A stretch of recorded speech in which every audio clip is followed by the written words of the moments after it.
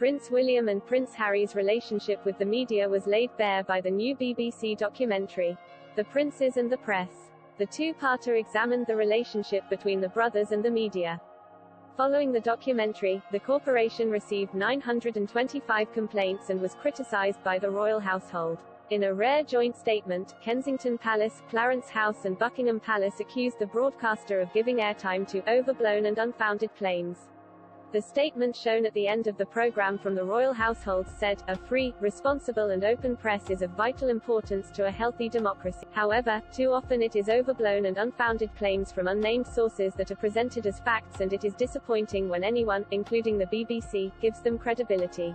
The BBC publishes responses when it has received more than 100 complaints about a show. It claimed these latest complaints relate to bias against the royal family. According to The Telegraph, the BBC follow extensive press coverage of the programme, which detailed irritation at the palace over what is considered the lack of right to reply. Following the documentary, the royal family seemingly boycotted the corporation after broadcast rights for a Christmas carol service led by the Duchess of Cambridge was moved to ITV.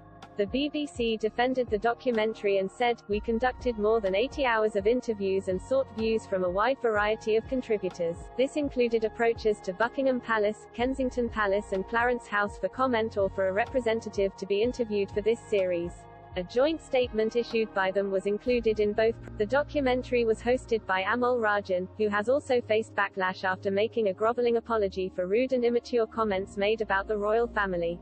In an open letter to the Duke and Duchess of Cambridge after they announced they were expecting their first child in December 2012, Mr. Rajan called on the couple to renounce the luxuries of royal patronage and aristocracy as he described their public role as a total fraud. In another column on the Diamond Jubilee in January 2012, Mr. Rajan accused the Duke of Edinburgh of being a racist buffoon and described Prince Charles as scientifically illiterate. The Republican BBC media editor said sorry for foolish commentary from a former life. He tweeted, "I want to say I deeply regret it. I wrote things that were rude and immature and I look back on them now with real embarrassment, and ask myself what I was thinking, frankly." In a second tweet, he said, "I would like to say sorry for any offense they caused then or now. I'm completely committed to impartiality and hope our recent programs can be judged on their merits." A BBC spokesman said, "This article predates Amol's work at the BBC.